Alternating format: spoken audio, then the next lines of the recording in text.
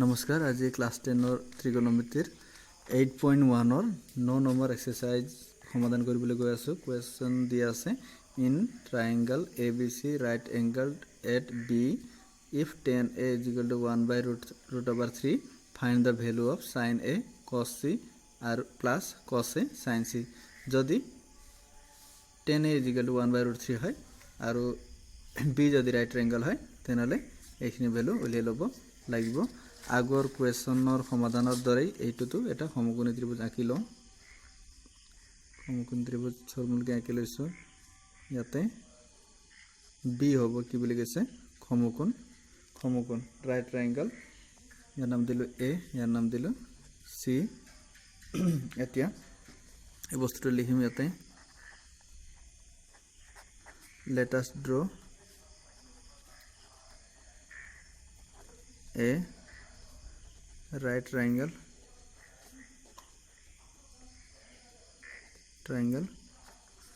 where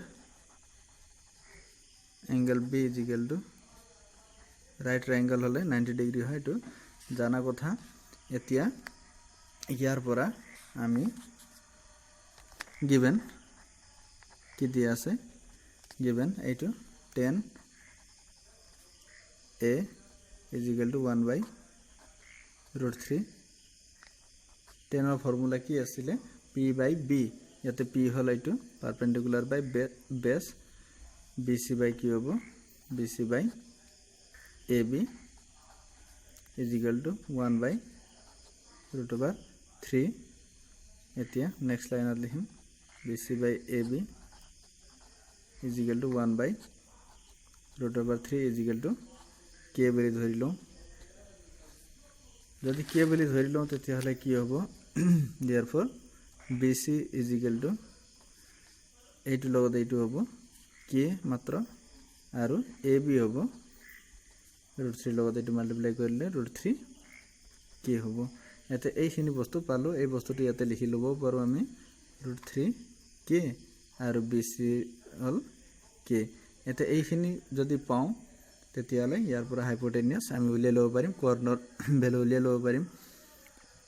যেহেতু এইটো value লাগিব সাইন আৰু কসৰ ক্ষেত্ৰত ফৰ্মুলাত এইটো হাইপোটেনিয়াসৰ ভ্যালুটো লাগিব, সেইকাৰণে AC উলিয়াই লওঁ বাই ইউজিং পাইথাগোৰাছ থিওৰেম। লিখি ল'ব কি আছিলে hypotenuse square is equal to hypotenuse হল AC square AB square plus BC square. এতিয়া ইয়াৰ পৰা AC square is equal to AB ৰ ভ্যালু হৈছে √3 k whole square plus BC ৰ ভ্যালু k মাত্ৰ k স্কয়ার। কি হ'ব AC square is equal to √3 কে স্কয়ার করলে 3 হ'ব 3k square plus k square. AC square is equal to কি হ'ব 3k আৰু k স্কয়াৰ প্লাস কৰলে কি হ'ব 4k square. therefore AC square ৰ স্কয়াৰ ৰুট হৈছে AC আৰু 4k স্কয়াৰ ৰ স্কয়াৰ ৰুট হ'ব 4 ৰ হ'ব 2, k স্কয়াৰ হ'ব k। AC ৰ ভ্যালু আমি কিমান পালো 2k পালো। ইয়াতে 2k বুলি লিখি দিলো। এতিয়া আমি কি কৰিম, যেহেতু sin A cos C আৰু cos A sin C এইকেইটা বস্তু উলিয়াব দিছে, গতিকে এইকেইটা বস্তু ভ্যালু বিলাক প্ৰথমে উলিয়াই লওঁ। প্ৰথমে উলিয়াই লওঁ sin A। নাও sin A কি হ'ব sin A is equal to sin ৰ কি আছিল ফৰ্মুলা p/h। p হল এইটো BC আৰু h হল AC BC/AC BC/AC।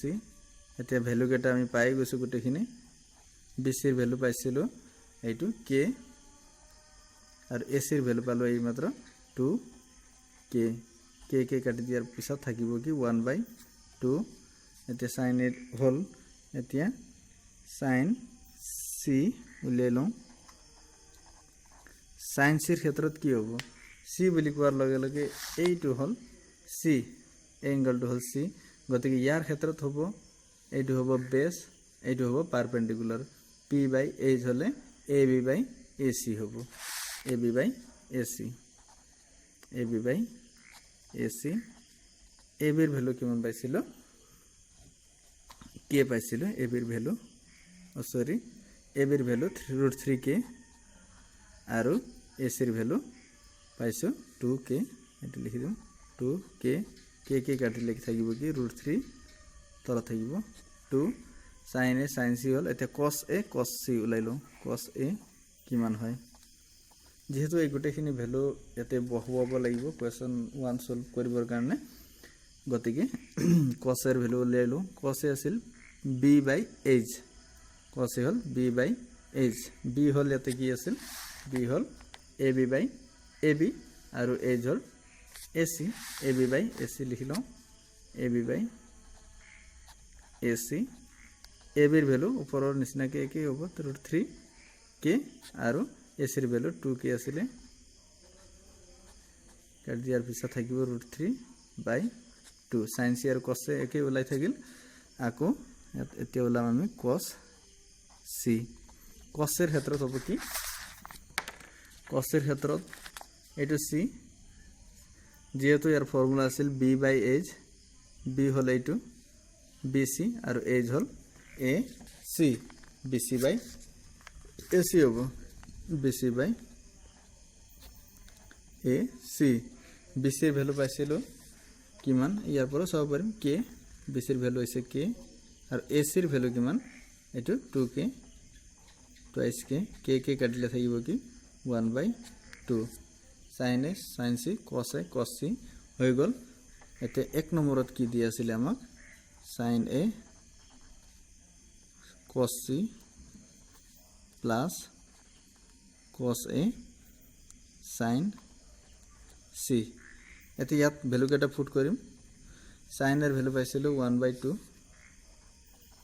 আৰু cos c এৰ পাইছো আমি 1/2 প্লাস cos এৰ পাইছো √3/2